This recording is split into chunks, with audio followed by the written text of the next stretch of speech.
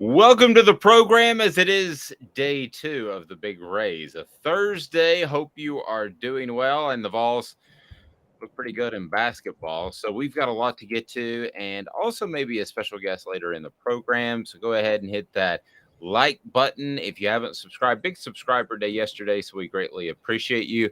And it is fantastic to have you aboard. So we allow some of the numbers to sink in about the new contract raises with Danny White and Josh Heupel, and they were absolutely monstrous and huge. Well, in the case of Josh Heupel, at least they were. So, Caleb, now that you've had some time to kind of sit back and think about what all happened with Josh Heupel's sudden raise and really Danny White's, I thought, modest raise, your thoughts now that you've had a chance to get some shut eye on? I mean, one day later, the thing that stands out to me is kind of what I said yesterday, and I wrote a column on it. You guys can see it on Off the Hook Sports now. The better value is still Danny White. I insist that I think Tennessee getting Danny White for $2.2 million is the best value of any athletic hire in college sports right now. I mean, number one, I think the college football. I'm just going to say this outright. All due respect for Josh Heupel, I think he's an amazing coach. He's ahead of the curve offensively. Given Danny White's track record, if Josh Heupel were to leave Tennessee tomorrow, Danny White is somebody I would trust to hire another coach to where Tennessee wouldn't lose a step. He's that good of a hire. And when you have that good of a hire, the athletic director becomes more valuable than the head coach. So, I mean, don't get me wrong. I think Josh Heupel is worth every penny of that $9 million. I think Danny White might be worth $10 million. Honestly. So getting him at $2.2 million, I get it. The athletic director market sets that. And we're going to talk later in the program about some administrations that are insanely incompetent, but can still be successful because of the talent in their areas. Tennessee's not that type of school. You need a good athletic director to help your football program succeed. And Tennessee has that. But I will say Josh Heupel is still worth every penny he's getting too. Yeah, somebody got paid twice in the SEC, so we'll get to that. But further digging, and you can read this on offthehooksports.com, is Josh Heupel's buyout on his end, not what he gets. I know Tennessee fans are used to what the coach gets if he gets fired because it was buyout university there for a long time. And this is on the flip end. So if Josh Heupel up and decided to leave, this is where Tennessee would be in terms of the contractual setup if he left. If the Dallas Cowboys fired Mike McCarthy tomorrow and called him, and you wrote a column about the NFL is probably the greatest suitor that Tennessee would ever have to worry about, and I agree with that. But if you go back and you look at the contract, and I read through it, and it was a lot of fun, sarcasm, but it actually is with the new addendum.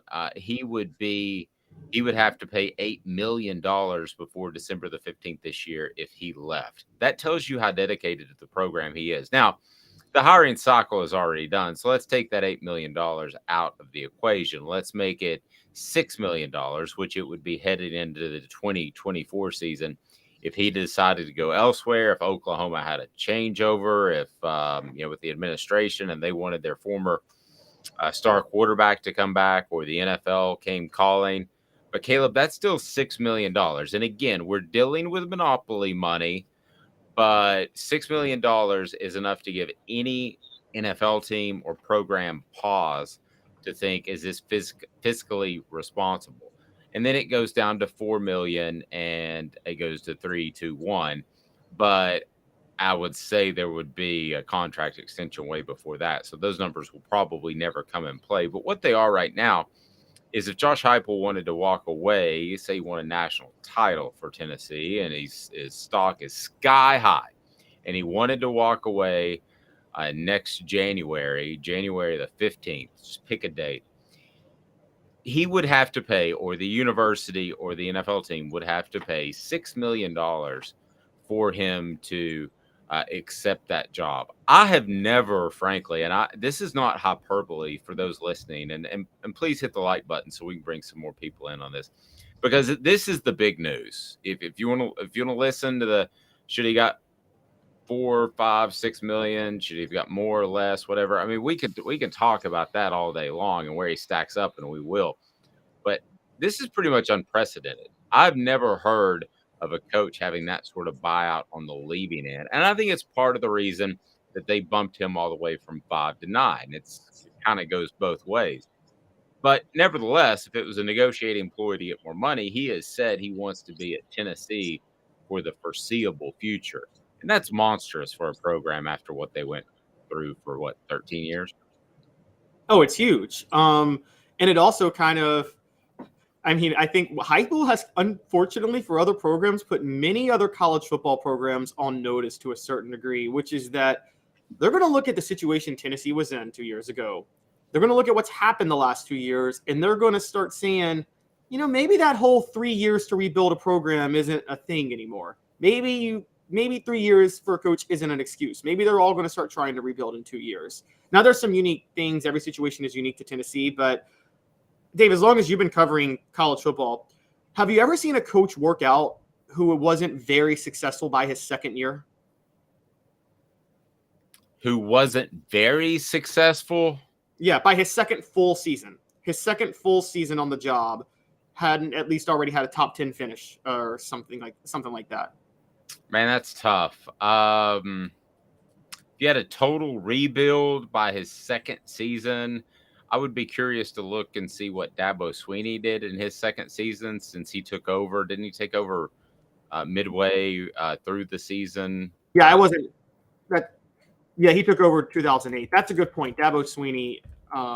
That's the only one I can think of. I mean, most coaches do have some success. I mean, if you look back at Nick Saban, what were they? I believe they were 7-5 his first season, and he kicked some players off because of drug issues and because of discipline issues, and he had to make some moves. But they were very competitive in the second season under Nick Saban. Kirby Smart, I'm sure, was competitive. I don't remember his second season off the top of my head. That was the year they played for the national title, so they were competitive. They were pretty competitive, yeah. So, I mean, I think Kirby Smart was undervalued early in his career because he was still getting beat by Nick Saban early on. But obviously, we've seen that it takes time to climb Mount Saban, and he's been able to do that. So, no, I guess most people do have success by the second season. This is pretty elite success. I mean, this is right up there with Kirby Smart. You bring up a great point. This is a team that was vying for a 4-team playoff, not a 12-team playoff, a 4-team playoff. And that's the excuse the coaches will use in the coming years. Like, yeah, year 2, I got in the playoff. Well, that just means you're a top 12 team. So, no, you bring up a great point. Knocking on the door in season number 2, I think that's highly unusual. Yeah.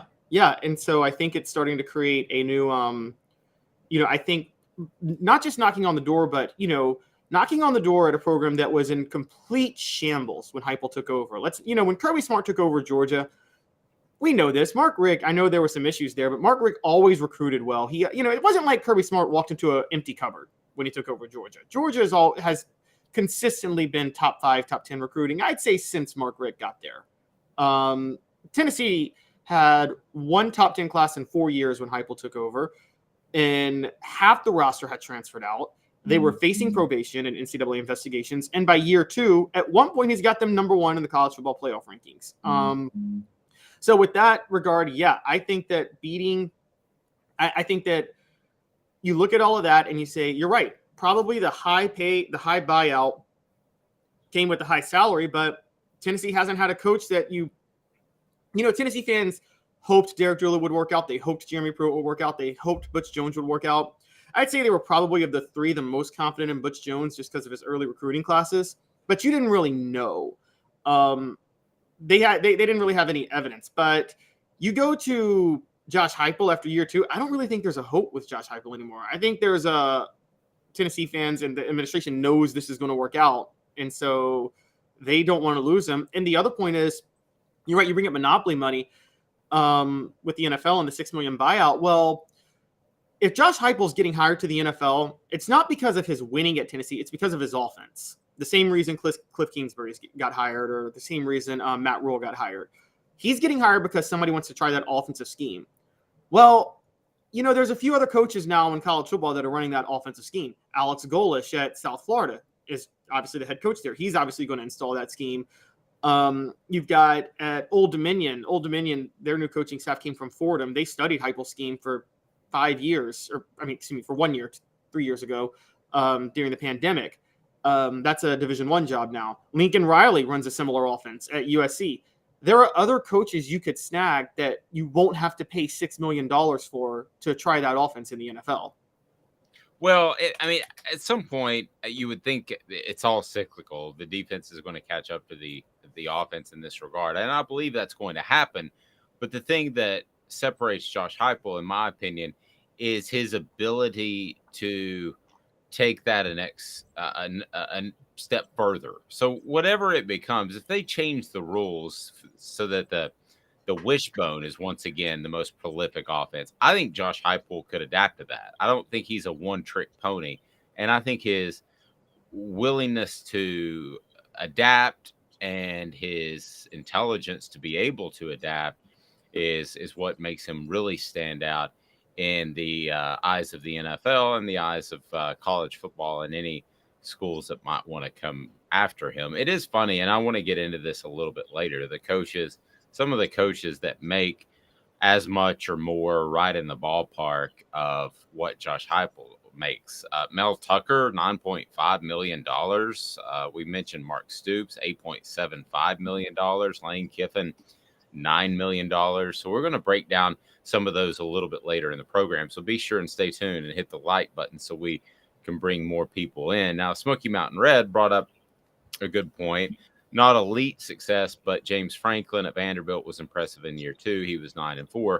Well, that's fair, but Vanderbilt, by the same token, basically has 5 gimmies on their schedule, or at least 4 in their non-conference schedule. They don't play anybody. So I think James Franklin is a good coach. I don't think he's a great coach. I don't think he's an elite coach. Now, I want to get to Danny White. First, I want to remind you the Big Orange Phillies in North Knoxville is the place to go for fantastic food, a family environment. It's a lot of fun. They've got darts, billiards, and they have cornhole as well. All the TVs, all the games on. Watch the NFL games this weekend and beyond. You'll love it. Big Orange Phillies on Maynardville Pike, close to Maynardville, and also close to Halls and Powell and North Knoxville. So I'm going to go a little bit maybe against the grain, or at least against what you said earlier.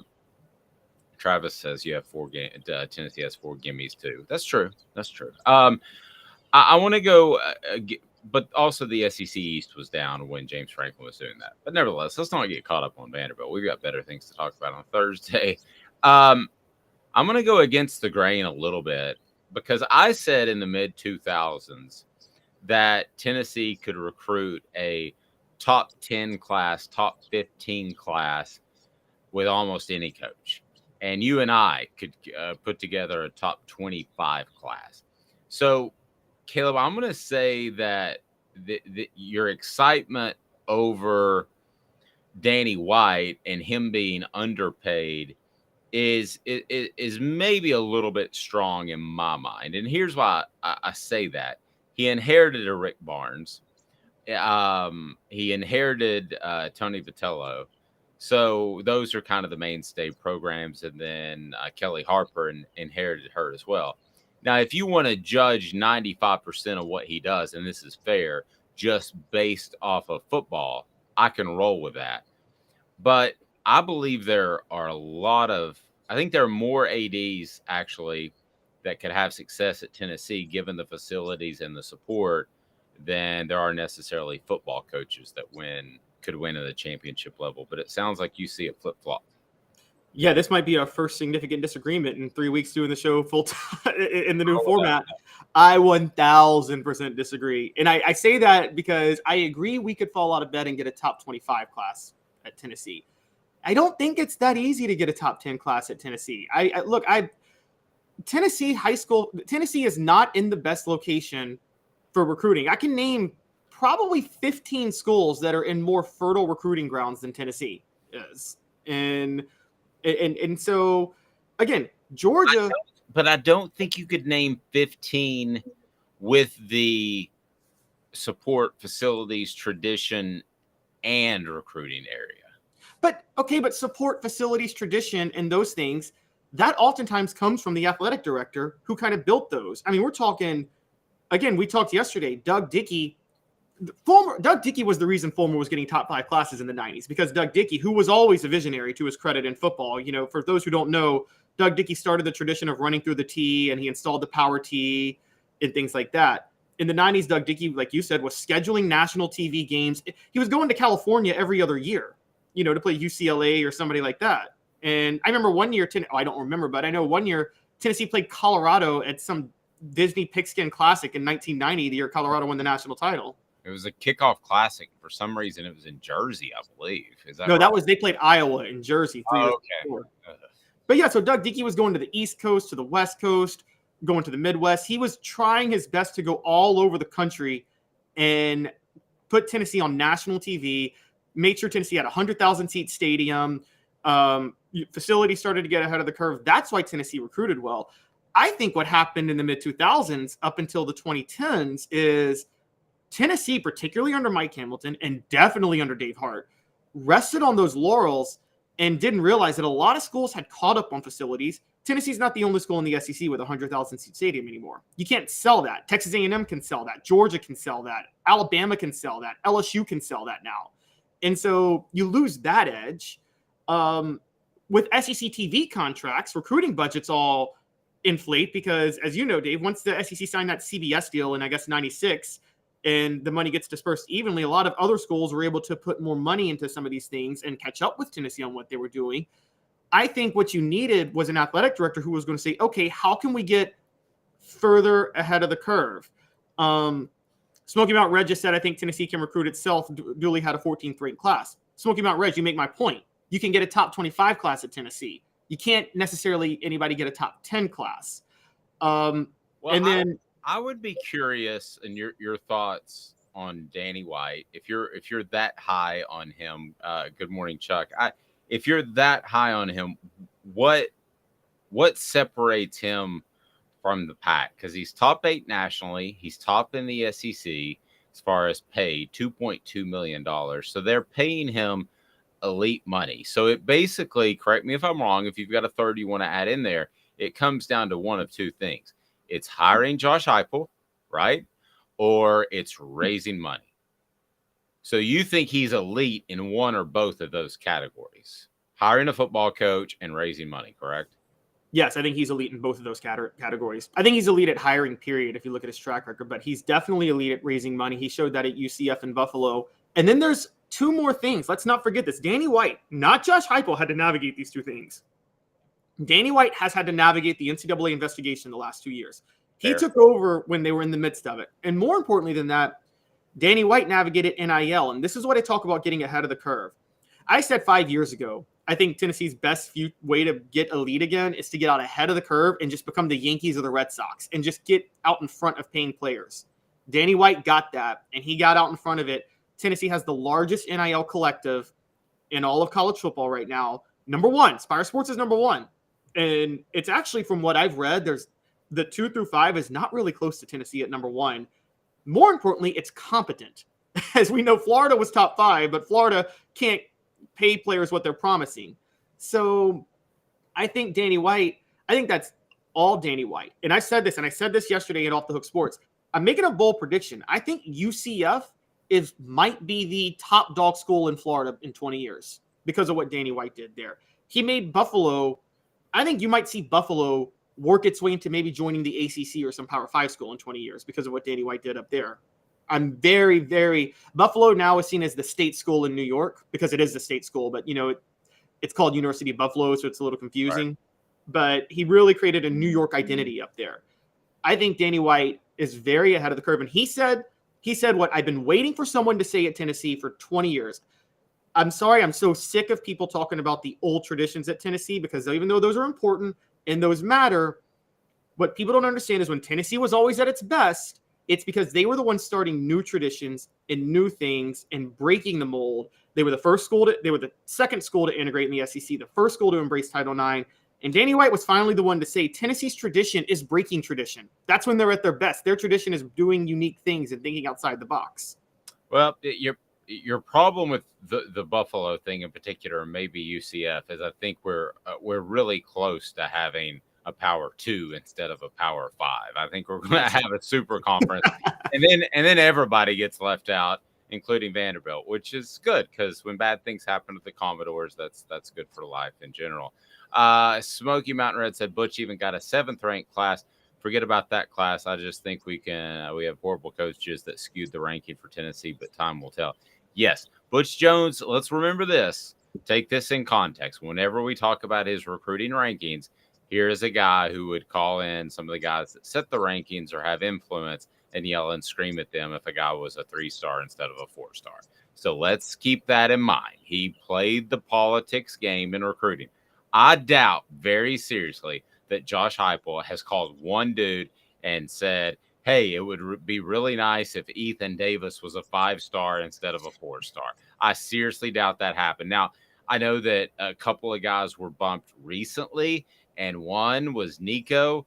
The reason they were bumped, I'm just going to go ahead and tell you, is because they were bumped by On3, which one of their biggest team sites is the Tennessee site, which would be VolQuest. So they're going to do them favors to make them look bigger and better and make their fans happier. And that's fine. I get it. And I don't really have a problem with that. Just that's information that you may not know. So those guys are going to be boosted up. I don't know the other big On3 schools, but I'm sure there are some. I know Rivals tends to look out for Texas A&M because that's one of their biggest sites. And you could go on down through the list. So I don't believe that Josh Heupel is playing the politics game when it comes to recruiting. So whenever we talk about Butch Jones, you have to remember that is a factor in his recruiting rankings. Were they good? Yeah, they were pretty good. Were they inflated? Yes, they were very inflated. Portions of the program brought to you by Zach England of Best and Brock, a personal injury attorney in Chattanooga that can go toe-to-toe with any insurance attorney out there, and he will get you what you deserve. That is Zach England of Best and Brock. Zach England of Best and Brock right there in Chattanooga, a personal injury attorney. That's all about you. Smoky Mountain Red saying Tennessee and Danny White was ready for the NIL, and that shocked me. Yeah, I mean, the funny thing about this is, Caleb, the question about Josh Heupel was, can he recruit? Now, I think he can, but am I 100% certain? No, because I think NIL has played in his favor so much, it's kind of like a stepping stool. My dog, getting a little bit older, he needs a stool to get up on the bed. He can't jump like he used to, which reminds me, you need to go to Craft Treats, and Craft Treats will give you 20% off the chill pills with the CBD that'll help with your dog's arthritis, anxiety, digestive issues, and use the promo code Off the Hook, and you will get 20% off. How awesome is that? So, Craft Treats, there you go, crafttreats.com. They've got the chill pills, but the NIL has certainly given Tennessee a boost, especially if the numbers that we've heard reported about Nico are correct, right? I mean, they don't go out to California and get that young man, most likely, unless there is some sort of financial attachment to that. Would you agree with that? Totally agree. I mean, totally agree. And this leads to my point. I think me and you both agree to a certain degree Tennessee recruiting is about the is about the school, not the coach. I just argued that it's about the school when you have the right athletic director doing things. So Tennessee recruited itself in the 90s, and it's recruiting itself now. I don't think it recruited itself that much in the 2010s. And yeah, that Butch class, it was actually number 5, those two. 24, he had back-to-back top 5 classes. Neither of those classes were top 5. I watched Drew Richmond and Jalen Hurd play. Those were not 5-star recruits, and I don't know who was on crack and gave him 5-star ratings. And so, well, I can promise you that he was very influential in pushing the guys that do the recruiting rankings one way. So, again, click that like button, and we greatly appreciate that. It brings more people into the channel. We love your comments, and that helps bring more people in as well. And if you have not subscribed, and I was looking at the numbers yesterday, still 80% of our regular viewers have not subscribed. So we want you to subscribe, and we would greatly appreciate that. David John saying Josh doesn't have enough time to play politics with NIL. transfer portal, roster management, and coaching. You know why he doesn't, David? And you brought that up, and I was thinking about this last night in a conversation with John Adams. It's on our YouTube channel, the Knoxville News Sentinel. You know why he doesn't? Because he wants Tennessee to be number one. He doesn't just want to hold on to his job. I will never forget the time that Butch Jones told a good friend of mine who was a reporter, still is a reporter at Tennessee, and they were standing on the sidelines, and he visited with Butch Jones for the Alabama game when Butch was on the Alabama staff as an analyst. And Butch Jones said to him, because Tennessee was down again, and Butch Jones said to him, yeah, winning 9 games seems pretty good right now. No. Winning 9 games is fine. Winning 9 games is not great. It's not time to hold some sort of parade down Gay Street. That's not 9 wins is not that. That's not the program that Tennessee is. So to your point, David, if your goal is to keep your job, and your goal is that's your goal at the end of the day, to keep your job and be Tennessee's coach for 15 or 20 years, like Butch Jones was, well, then you do have time to manipulate the recruiting rankings, because that's your goal. If your goal is to win a championship, like I believe it is Josh Heupel's, you don't have time to do that. Does that make sense, Caleb? Yeah, no, that makes perfect sense. And you're right. I feel like Butch Jones was under I kind of wondered about this at the time, and you probably know more about this than I do, but it seemed like the more the pressure got on him, the more he cracked. And I mean, it just, the more he wilted. Because you're right, he seemed like he never felt like he was ready for that type of big time job, honestly. And he probably would have been better had he got an Arkansas State job. I don't know. I don't know that he'd ever. He was insecure because people rightly felt that, well, maybe not rightly, but his success at Cincinnati and Central Michigan came right after Brian Kelly, and people felt that I think he was insecure because a lot of people felt that he inherited that success, which I think is sometimes unfair to him. I have nothing nice to say about him, but that particular analysis is unfair. But you can, Josh Heupel wasn't insecure about that at all when people said he inherited what Scott Frost did. And so, the other thing too is we've learned that Cincinnati's probably a better job than we thought back then. Oh yeah, it absolutely is. There's probably more recruiting talent there that Ohio State can't take, and you stay close to home. So in retrospect, as we look at that, it's probably a better job than we thought. So it's easier to have success there. The schedule's not going to be as tough in the SEC. I could go on and on and on, but we're going to compare Josh Heupel to the other coaches in the $9 million club, and it's a pretty exclusive club. The coaches that are making $9 million. So looking forward to that. Remind you that Zool Beer is the official craft beer of Off the Hook Sports, xulbeer.com. Support our sponsors because we love them. They are fantastic, and we believe in them. We either utilize their services now or would if we needed them. So that's zoolbeer.com. Great parking downtown, zoolbeer.com. Worldwide award-winning craft beer. Where does Josh Heupel rank in the $9 million club? Makes me think of the $6 million man, which I know is way before Caleb Calhoun's time because I'm old. Back in 3 minutes. Where does he rank? Higher than you think, but maybe not as high as you want. Stay tuned after this.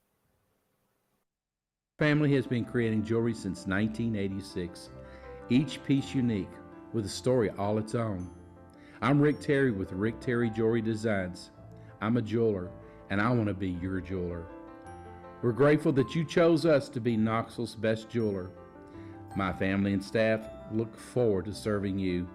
So please come see us.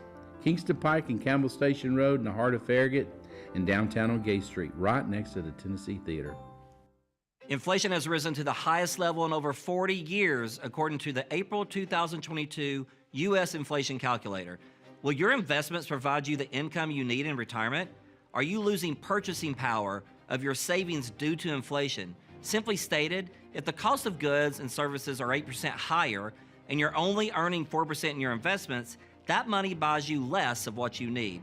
Right now is the time to act. Call Guardian Investment Advisors today.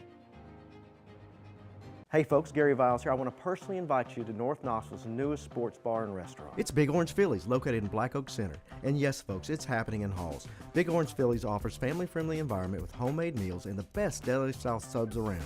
Billiards, darts, jukebox, shuffleboard, and cornhole, and a full bar.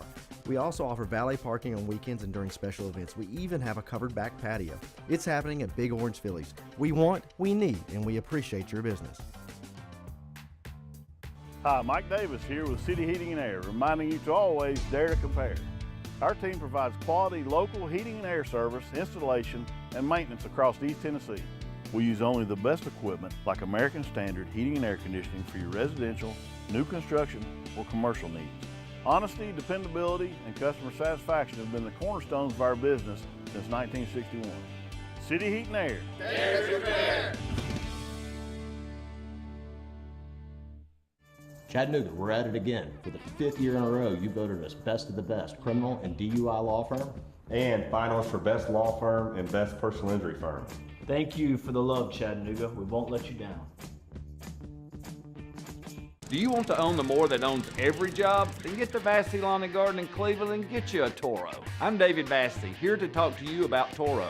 With a Toro Zero Turn, you'll get more out of every minute and you'll reach the finish line faster. At Vassey's, we like to say, no matter if you're mowing 3 acres a week or 11 lawns a day, homeowners and business owners alike find confidence in equipment they can trust from top to bottom. Vassey Lawn and Garden, Highway 60 North in Cleveland. Man alive, it's worth the drive.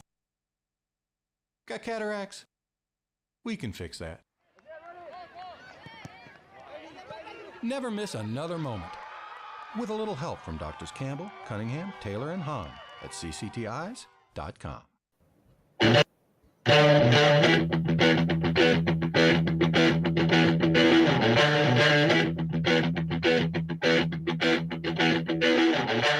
Please allow me to introduce myself.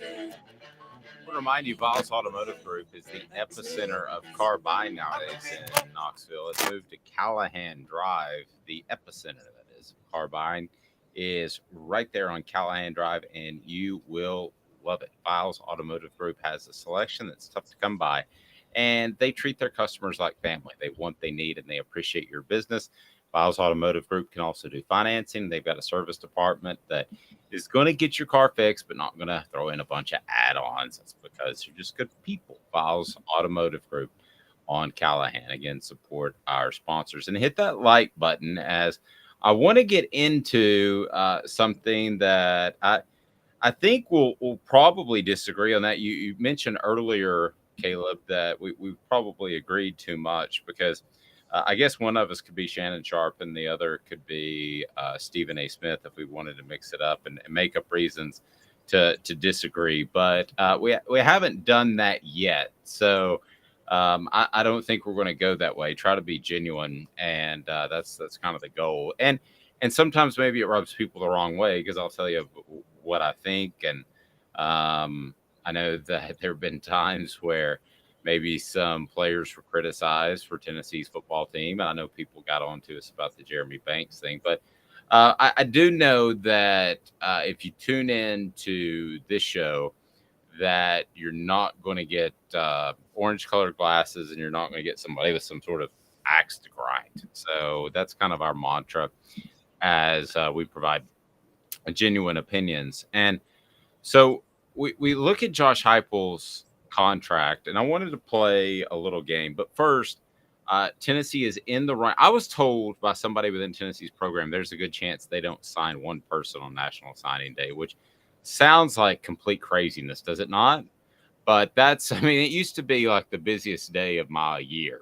It was 6 a.m. to 7 p.m., and that day was ended by a shot of Maker's Mark bourbon. And because it was a long day, Caleb, it was not fun. But Tennessee might not sign one guy on National Signing Day, the second one. But they are in the running for a pretty good defensive back. So what can you tell me about him? He's on Off the Hook Sports, because there's something I wanted to pull up that from a production value is absolutely integral to the success of today's program. I may be over speaking just a little bit. Well, so it's Davison Igbonason. He is an Ole Miss transfer, and he's looking at a lot of places. By the way, everybody go to offthehooksports.com. Check out Caleb Jairu's article on it. Caleb Jairu is just an amazing recruiting transfer writer for us. We love him a lot. But Davison Igbonason, sorry, I can't even pronounce his last name a lot of times. Igbinosun, excuse me. I apologize. I think that's very good. I had you do it instead of me. Oh, okay. Well played, Dave.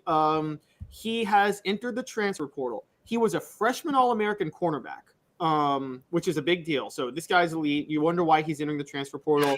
It's because Ole Miss is changing defensive coordinators. They just hired Pete Golding from Alabama.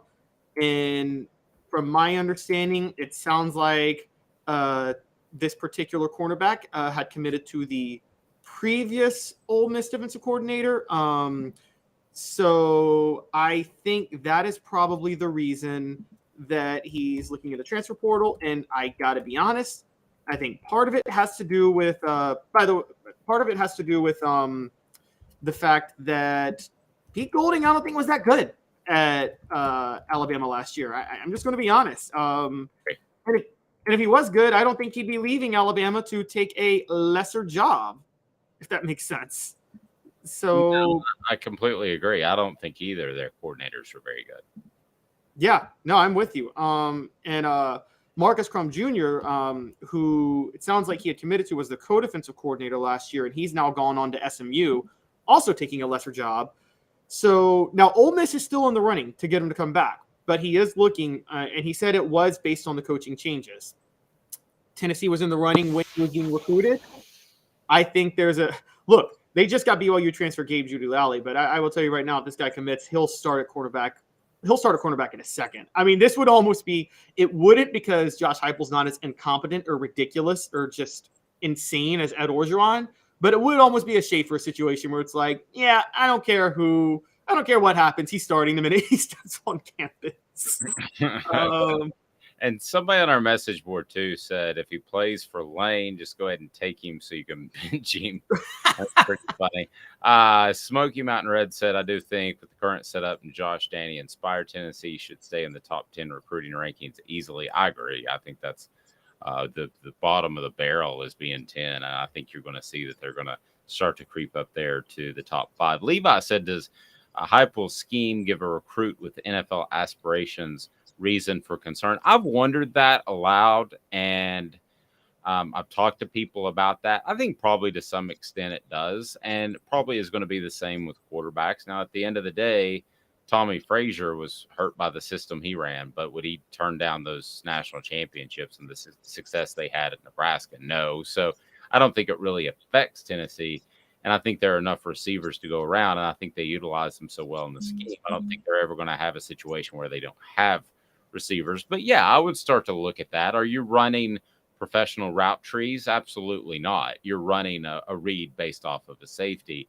And David's saying crazy to think $6 million used to be an astronomical number. I remember Lee Majors, especially Lindsey Wagner. Absolutely. Here's something for you, David. Did you know that? Do you know who Lee Majors is, Caleb Calhoun? Wasn't he in the $6 Million Man? Yes. Did you know he was named after Johnny Majors? I did not know that. That is a true story. John, he liked. I think he's from Kentucky, and he liked Tennessee football, and so he needed a stage name. Google this if you need to, but he needed a stage name because his other name was Goofy, like. His other name was Harvey Lee, and after the Kennedy assassination, you probably don't want those two names together. Oh, good point. So he liked Johnny Majors and Tennessee football, so he picked Majors. A lot of people don't know that. Lindsey Wagner, I have zero idea where her name came from.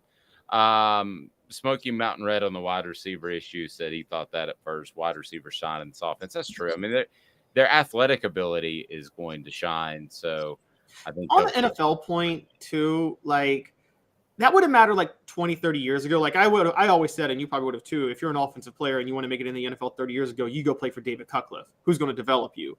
Mm-hmm. I think nowadays NFL systems are a little bit more focused on what players can do and not what they're deficient in. And so I think they're less conventional than they were 30 years ago. So I think there's more room. John said, how close are we from a full pool limit of scholarship players? I don't know the 85 number and where they are at that. It's typically 25 and 85 are the numbers that you look at. 25 in a class, 85 overall scholarship players on a roster. So, right now they have, 25. Does that sound right? 25 players. I mean, it's so difficult nowadays to keep track of it. As far as the enrollees, they have 19. They have 6 guys that have signed their letter of intent.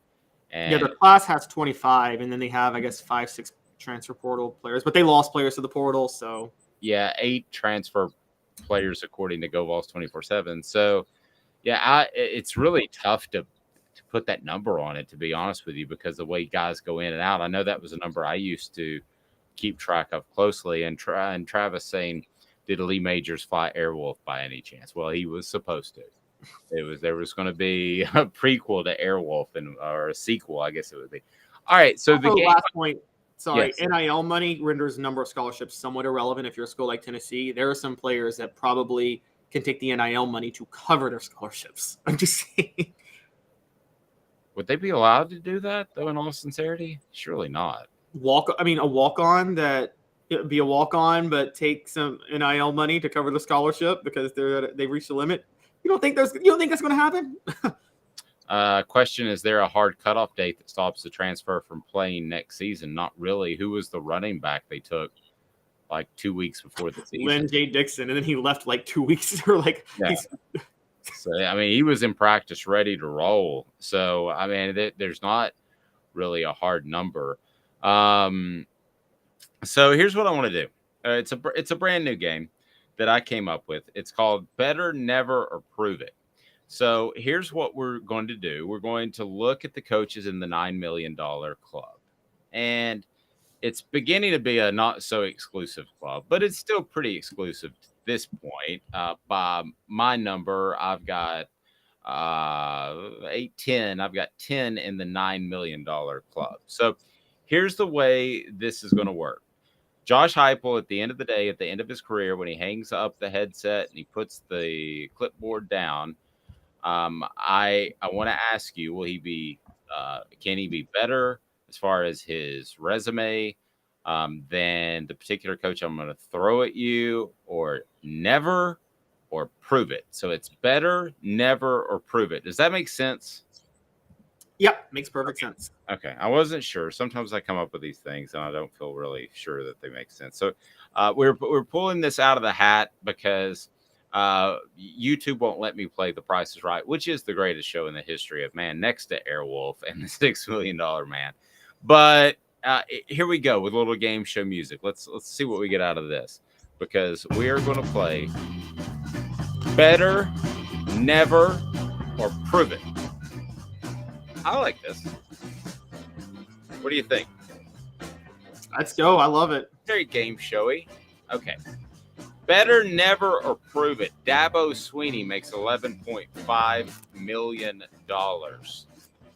Is Josh Heupel better, never, or prove it? I'm going to go prove it. I mean, I don't see, like, if you win 2 national championships, you're already there. I'm not going to judge him on the number of SEC championships versus Dabo's ACC championships. I think winning 5 ACC titles counts as 1 SEC title. So I'll go prove it.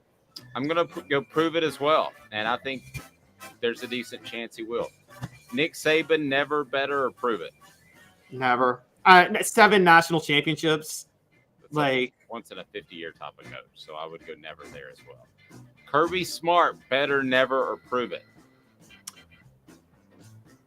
I'm going to say prove it, but I'm close to the never. But to be fair, this is based on results, and I just think it's so much easier to win at Georgia than it is at Tennessee. But I'm going to say prove it. So I'm going to go never, just the start he's off to. And the recruiting backyard that he has compared to Tennessee. By the way, Dabo was at 11.5, Nick Saban 11.1 million, Kirby Smart at 10.5 million. Lincoln Riley at $10 million. That's estimated because Southern California is a private school. So better never or prove it. I'm going better. Look, Lincoln Riley has been at a high-profile job for 5-6 years, and he's knocked on the door with the playoff, but hasn't really pushed through. I'm going better. And also, Lincoln Riley runs the same offense Josh Heupel ran. Josh Heupel was railroaded for Lincoln Riley by Bob Stoops. Everybody go look that story up. Agreed. I'm taking better because of the loyalty that Josh Heupel has shown in this latest contract. I think if you hired the two, I would take Josh Heupel over Lincoln Riley. So I'm going to go better based off that. As far as coaching, probably pretty even. Ryan Day, $9.5 million, Ohio State. Better never prove it. First easy one, better. Ryan Day's massively underachieved at Ohio State. Better, not even questioning. I agree, better. Brian Kelly, who I know you like, LSU, $9.5 million. Better never prove it. Hot take, never. And I think not because on equal footing, maybe Josh Heupel would do better, but Brian Kelly is a coach with brain cells at LSU. That's a scary combination. So I'm looking at also considering him as a coach. So if you were starting Calhoun University, I'd probably go Heupel then. I would probably go Heupel, but I would be in the prove it mode at that point. I'd be in the prove it. I just don't think Heupel's going to come close to the level of success Kelly has, because I think Kelly is positioned to absolutely demolish the SEC West in the next few years. I agree. I would say prove it because I want to see it, but I tend to agree with you that I think he's an incredibly good coach. Brian Kelly, $9.5 million. We just did Brian Kelly. I said Brian Kelly. Mel Tucker, $9.5 million. Better. Yeah, better. Looks better than him. Jimbo Fisher, $9 million. Better never prove it. Better. Jimbo Fisher is resting on the laurels of one national championship with Jameis Winston, a lucky national championship, and a loaded Florida State team at that. I think better. Yeah. I think better, and I don't think you're going to have the really sorted off the field issues that he had at Florida State. I also don't think he's going to leave any school because of his integrity and just a total dumpster fire like Jimbo Fisher did. But Jimbo Fisher is so ahead of the curve, he loses on purpose so he can get better recruits for playing time. Remember when he said that? It helps his draft prospects. Lane Kiffin, $9 million. Better never prove it. Okay. I'm going to go better. I would say prove it, but I just think Josh Heupel is a more stable coach than Lane Kiffin. If I were hiring a coach tomorrow, in terms of offensive minds, I would say prove it. But in terms of who I trust to be more competent and stable running things, I think Josh Heupel. I'm going to say better. I'll take Josh Heupel. Brought to you by AndyMasonRealEstate.com. That's better never or prove it.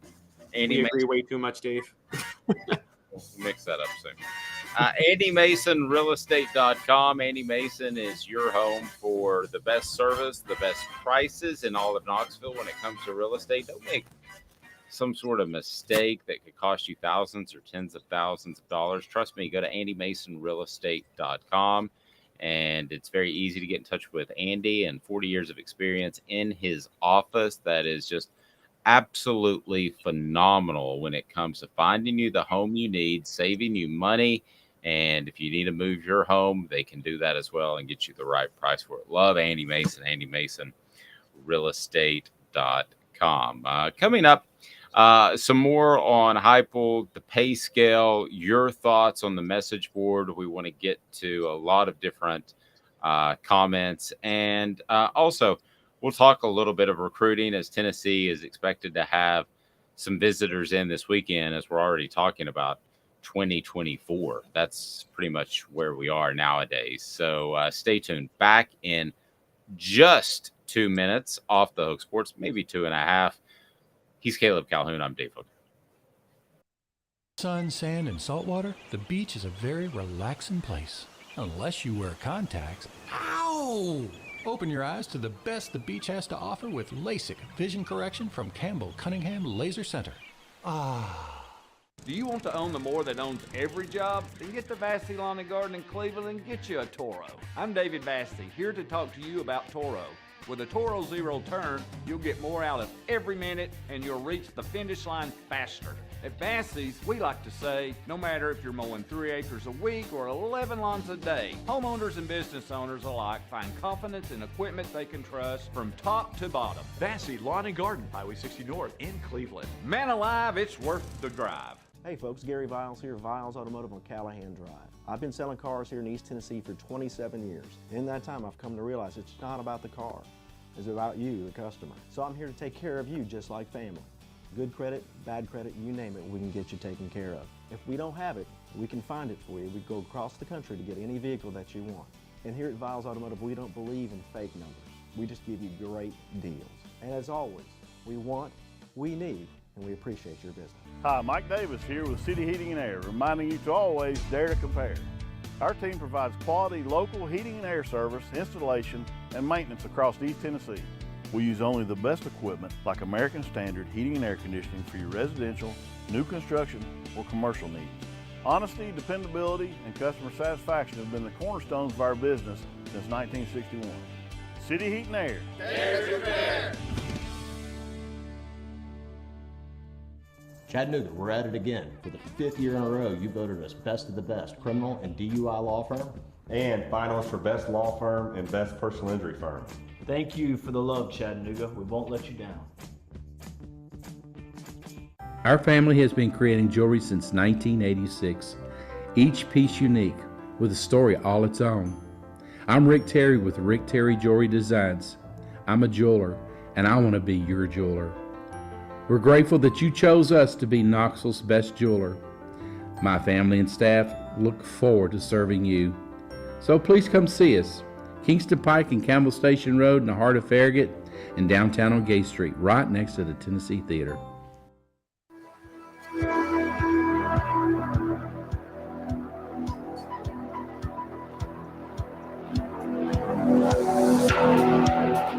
So Caleb says that Danny White's worth $10 million. Danny White just texted me and said, "Thank you, Caleb." If he really? No, he's very glad to hear that. By the way, Caleb Calhoun soon to take a part-time job with Jimmy Sexton's agency. Guys, I am not running. If anybody wants to read my track record, I'm not running cover for Tennessee ADs.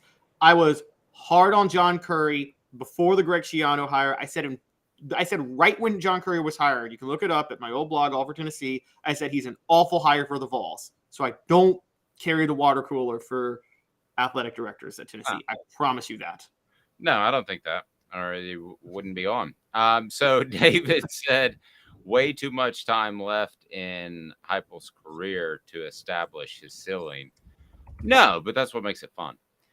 At this point, if I put it at 1.5 national titles, would you take the over? Or if I just put it at half national title, will he eventually win a national championship? Yeah, I take the over on that easily. The only way he wouldn't is if he left early for an NFL job, and I don't think he'd leave for an NFL job given his buyout until after he won a national title. So, to me, the big bugaboo is Kirby Smart. Do you have the next Saban in your division? I mean, you do, but you can still. I mean, let's put it this way, Caleb. If Kirby Smart said, "I want to take the Dolphins job and do what Saban couldn't do tomorrow," then I would say over under Josh Heupel 1.5. I would take the over on national titles. Okay, so my thing with Kirby Smart is that we keep talking about this with Nick Saban. Nick Saban didn't win it every year. Nick Saban's only won back-to-back titles once, meaning there's avenues for other people to come through. And for the record, I mean, outside of that 2014 to 2016 era where he won 3 straight SEC titles, it's not like he had a complete monopoly on the SEC. As a matter of fact, take national titles out of it, I'd say Spurrier dominated the SEC more in the 90s than Nick Saban dominated the SEC during his run. Man, I don't know. You've got the Ole Miss back-to-back losses. You've got Georgia has caught him. I guess if you want to compare the two, that Saban's a little more extended maybe, and Spurrier was just red hot for, just right at a decade? I mean, he won 6 national titles in 12 years. I mean, there were 4 straight in 95. Yeah, and 95, 96, he didn't lose an SEC game. And guys, Tennessee fans are going to hate me on this. He should have won 7 SEC titles. Florida had a better record in the SEC than Tennessee in 1990. It's just they were on probation this year. So Spurrier basically won 7 SEC titles in 12 years at Tennessee.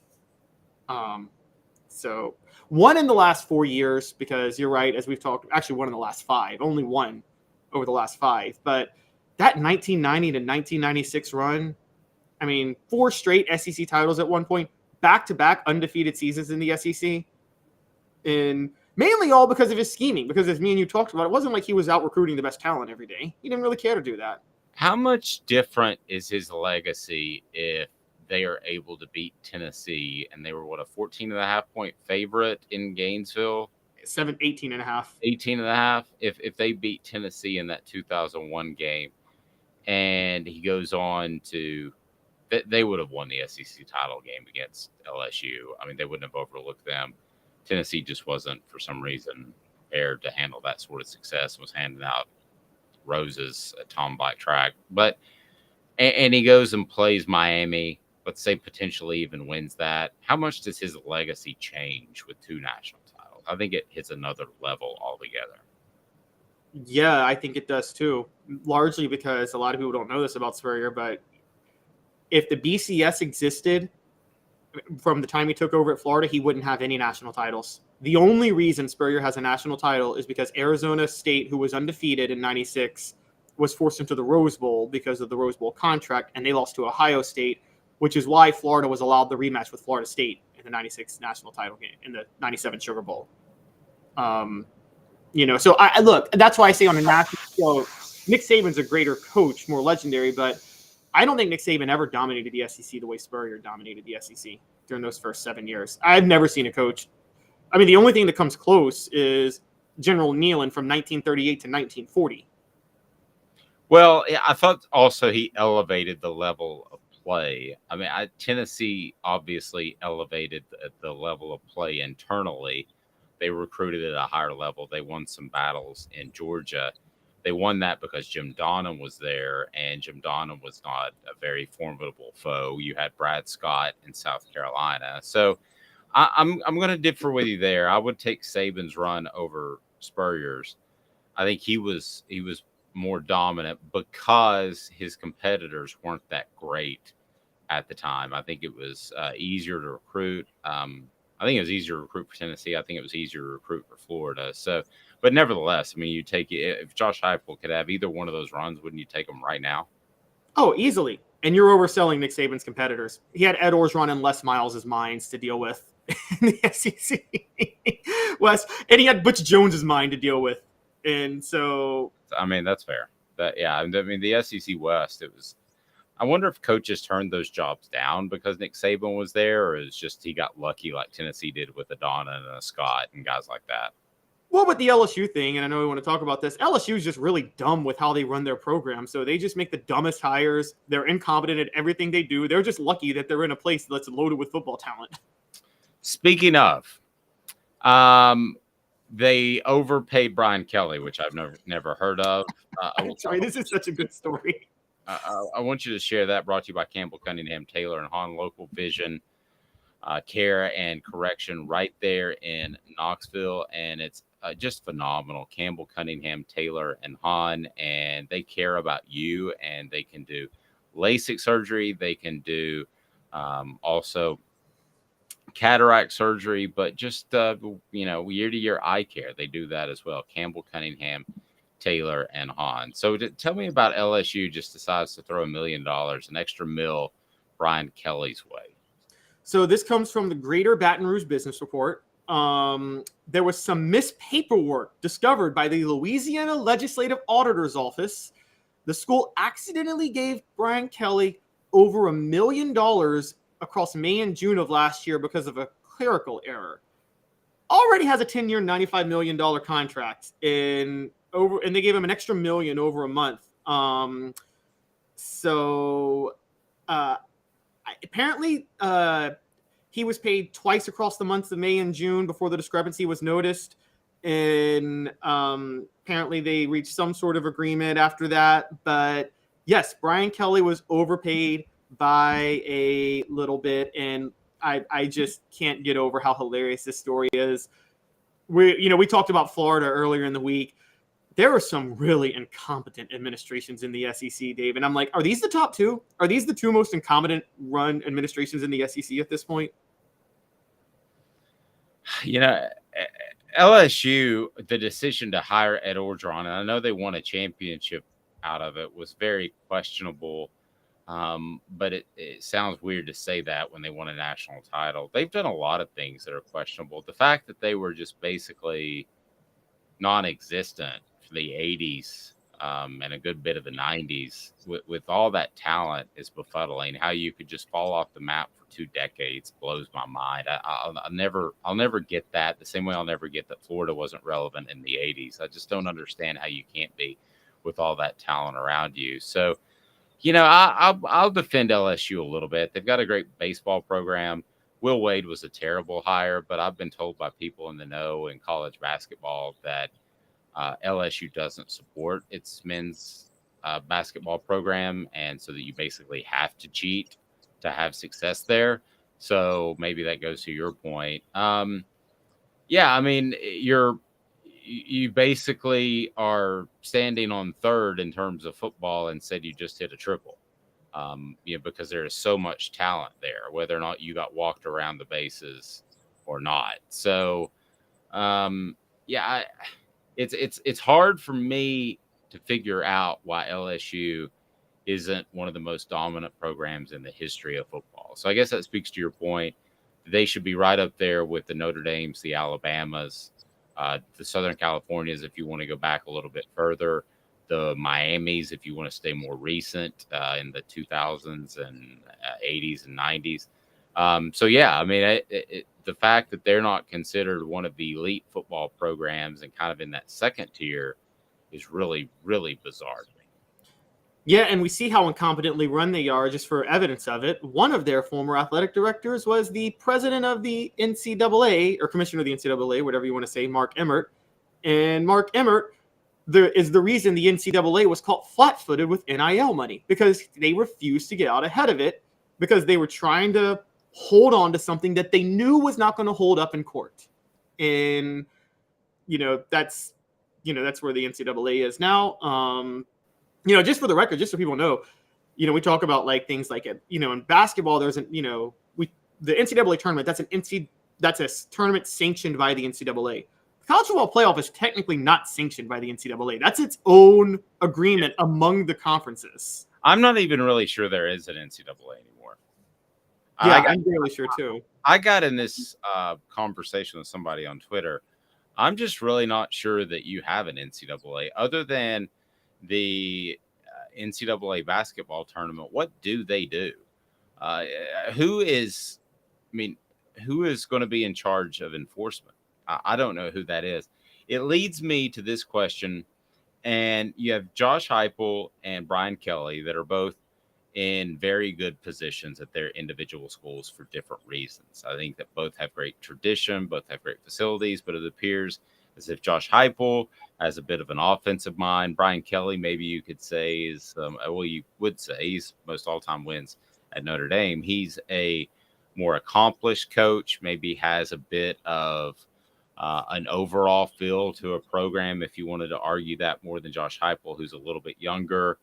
I'm drawing some conclusions to compare the two, but you have in-state talent at LSU, and then at Tennessee you have good talent around the area, if you include Atlanta and Nashville and so on, but not the same. But you have NIL, which they appeared to have mastered.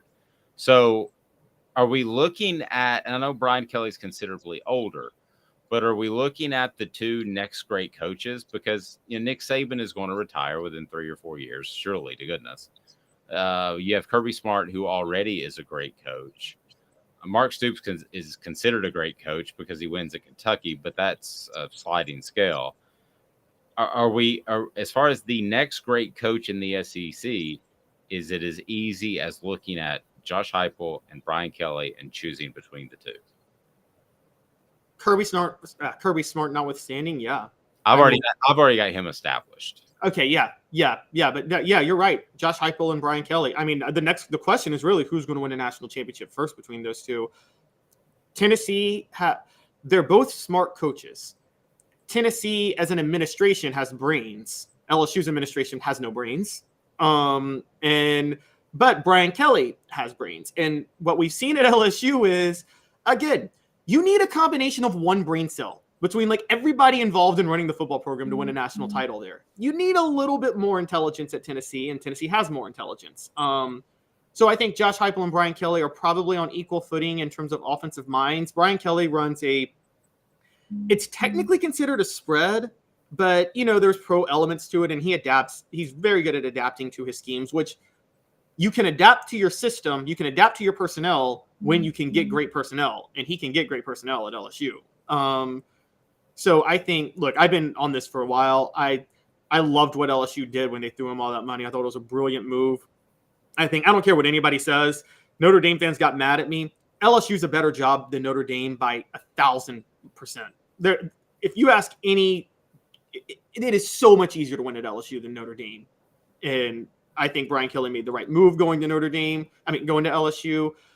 And I think he's going to win big there. I think with Josh Heupel, I think it's more he's got a creative offensive mind, so he's going to win big because of that. But he's also going to win big because he's got very good administrative support that I think is going to make Tennessee competitive with programs like LSU and Georgia that are in more fertile recruiting grounds where, as I said with LSU, you could put me as athletic director of that program tomorrow with no AD experience, and I can make that a national championship program in a heartbeat.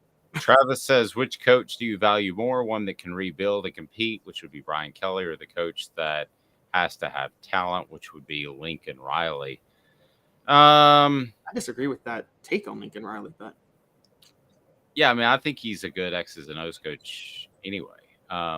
So I think they're both very good coaches. If I had to choose between the two and I had a 5-year span, now it's different because of age if I'm talking 10, 15 years, but I would take Brian Kelly over Lincoln Riley.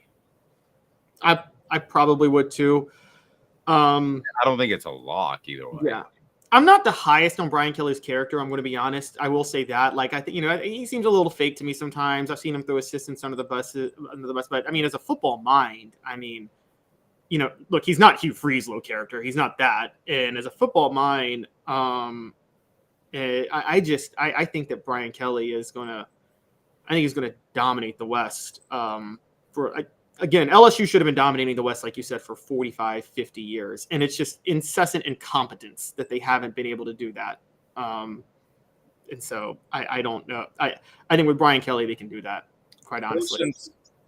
Portions of the program brought to you by Vassy Lawn and Garden, Man Alive. It's worth the drive. Industrial, commercial, and residential mowers, especially if you're restocking your fleet at a business, or hey, let's say that you're starting your own landscaping company. They've got those industrial and commercial mowers that they just don't have anywhere else. And thanks to their buying power, they're able to save you money.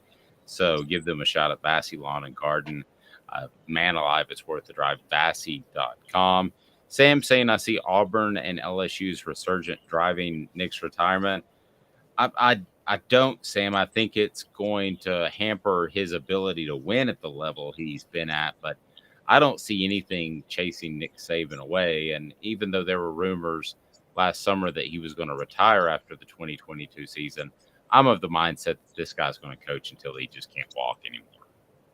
Yeah, I don't think Nick Saban knows what else he'd want to do, quite honestly. And so, yeah, I think that Nick Saban is going to – I don't think he's going to fall off from relevance. And by the way, yeah, I see Auburn getting good again, but I don't see them surpassing Alabama with Nick Saban, only because I think that Saban can still get good offensive coaches, just got a good offensive coordinator in Greg Roman from Baltimore recently, and he can still load up on talent, and Hugh Freeze may have the creative mind, but Gus Malzahn had a creative mind and, beat Saban a few times, but never got over the hump with Nick Saban. So I just and I'm with Smoky Mountain Red on that. The Auburn Freeze marriage working. I think it'll work for a little while, but I think Hugh Freeze is going to do something again to get him in trouble. I just think he's a brazen, classless, horrible human being, and that's going to catch up with him. We'll see. City Heating and Air Conditioning, cityheatandair.com, and they can take care of your HVAC unit. And they're not going to say you need another one just so they can put a little bit more coin in their pocket, because integrity matters. They've been there for 50 years. 50 years. City Heating and Air is in North Knoxville, but serves the entire Knoxville region. cityheatandair.com. We appreciate them. He's Caleb Calhoun. I'm Dave Hooker. This has been a presentation of